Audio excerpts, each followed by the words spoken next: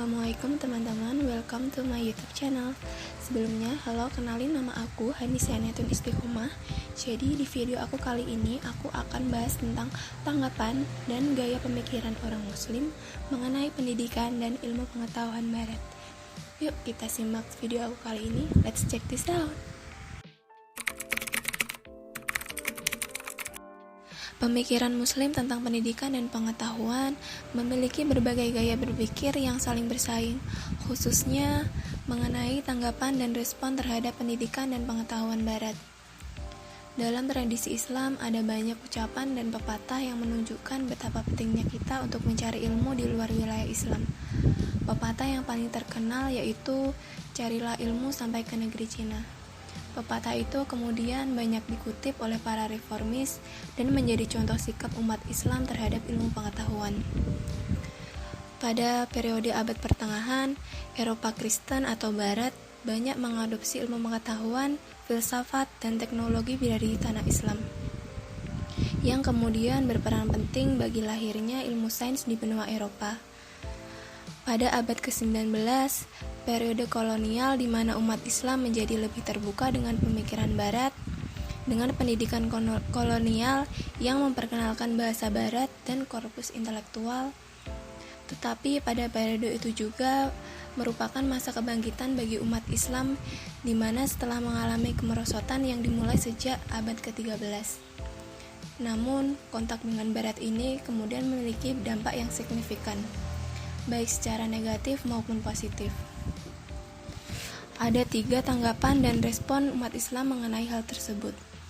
Yuk kita simak sama-sama. Yang pertama, eksklusivisme penolakan. Eksklusivisme merupakan sikap yang memandang bahwa ajaran agama yang paling benar adalah agama yang dipeluknya, sementara agama yang lain merupakan sesat. Kaum eksklusif ini biasanya mendorong penganutnya untuk menutup diri dari hubungan sosial dengan pemeluk agama lain. Sebagian besar dari kaum ini merupakan kaum tradisionalis dan khususnya kaum revivalis religius.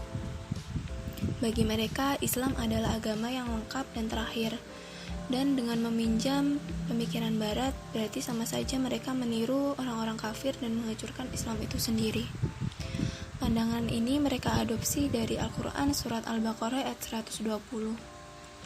Selain itu, kelompok eksklusivisme juga mendasarkan pandangan mereka pada banyak ayat Al-Quran, diantaranya yaitu Quran Surat Ali Imran ayat 85 dan Quran Surat Ali Imran ayat 19.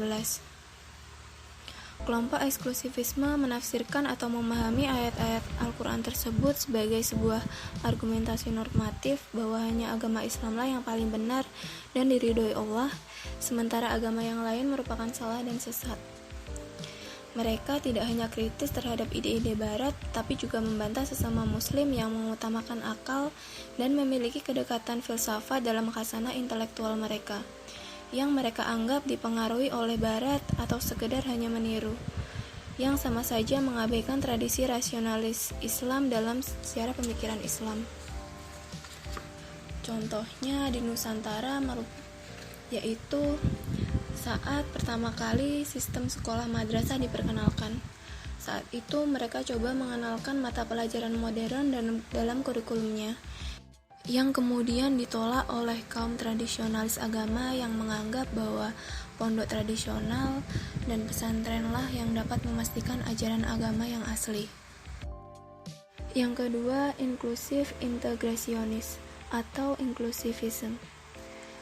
Mereka memiliki pandangan bahwa di luar agama yang dipeluknya juga terdapat kebenaran meskipun tidak seutuh dan sesempurna agama yang dianutnya. Berbanding terbalik dengan paham eksklusivisme yang menganggap bahwa agama yang mereka anutlah yang merupakan satu-satunya kebenaran, paham inklusivisme cenderung mendorong pemeluknya untuk bersikap terbuka terhadap kelompok agama lain. Umumnya, mereka menganggap kemunduran masyarakat Muslim dikaitkan dengan dunia intelektual dan pendidikan yang terbelakang, di mana sains dan pengetahuan modern tidak dapat dikembangkan dan dikuasai oleh umat Muslim. Menurut mereka, sangat penting dalam penguasaan ilmu-ilmu rasional, karena ini merupakan salah satu alasan untuk menjelaskan kemajuan Barat. Sementara umat Islam hanya disibukkan dengan memperoleh ilmu-ilmu agama tradisional dan terpuruk dalam kemunduran. At-Tahtawi menegaskan bahwa tidak hanya mempelajari ilmu-ilmu modern yang tidak bertentangan dengan perintah agama, tetapi sangat wajib bagi umat Islam untuk mendapatkan ilmu pengetahuan modern, karena akan sangat membantu dan membangun bangsa dan masyarakat. Kelompok inklusivisme mendasarkan pandangan mereka dari ayat Al-Quran, yaitu Quran Surat Al-Baqarah ayat 62. Disinilah letak perbedaan pemahaman antara kelompok eksklusivisme dan inklusivisme dalam memahami makna Islam dalam ayat Al-Quran. Bagi kaum eksklusif, Quran Surat Al-Baqarah ayat 62 sudah dinasah dengan Quran Surat Al-Imran ayat 85. Sementara itu, kelompok inklusif menyatakan bahwa Quran Surat Al-Baqarah ayat 62 tidak dinasah oleh Quran Surat Al-Imran ayat 85, karena bagi mereka makna Islam dalam Quran Surat Al-Imran ayat 85 adalah Islam yang umum yang meliputi semua risalah langit, bukan Islam dalam artian agama Islam. Yang ketiga yaitu kelompok eksklusivisme inklusivistik. Respon yang ketiga ini merupakan penggabungan dari kelompok eksklusivisme dan inklusif. Umumnya mereka merupakan orang-orang yang terakhir menerima modernitas saat ini. Tetapi mereka juga mau menerima kerangka pengetahuan dan pendidikan barat apabila diislamkan terlebih dahulu. Kelompok ini juga mengklaim bahwa Islam sebagai agama yang lengkap dan sempurna. Mereka menolak segala bentuk peminjaman dan adaptasi pemikiran barat, meskipun dalam banyak kasus mereka juga tidak konsisten dengan pemikiran mereka sendiri. Bagi mereka, segala bentuk pembaharuan itu tidak diperlukan karena umat Islam perlu kembali ke Islam yang otentik dan murni dari generasi pertama umat Islam.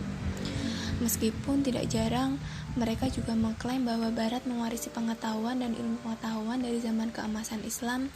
Mereka juga menunjukkan minat yang sama untuk menunjukkan bagaimana ide-ide Barat sekuler, korup, ateis, tidak bermoral menjadi ancaman bagi umat Islam sendiri. Menariknya, sebagian besar dari mereka yang menganut pandangan itu sendiri dilatih dan disekolahkan di lembaga pendidikan sekuler. Salah satu contohnya yaitu pandangan yang diungkapkan oleh seorang penulis Indonesia, Hartono Ajais, yang menolak impor Barat, khususnya di bidang studi Islam. Cendekiawan Islam yang dikirim untuk belajar di universitas-universitas Barat pada akhirnya menurutnya menjadi kolaborator orang-orang kafir yang melancarkan kristenisasi, pemurtatan, dan perusakan Islam. Tanpa mempelajari Islam dari ulama Islam, dia bersikeras bahwa itu hanya menguntungkan musuh-musuh Islam. Dari 3 pemikiran kelompok tadi, kira-kira kalian cenderung yang mana ya? Coba komen di bawah. Itu aja materi yang aku bahas kali ini. Jangan lupa like, komen, dan subscribe. Simak terus video aku selanjutnya. Thank you for watching. Assalamualaikum warahmatullahi wabarakatuh.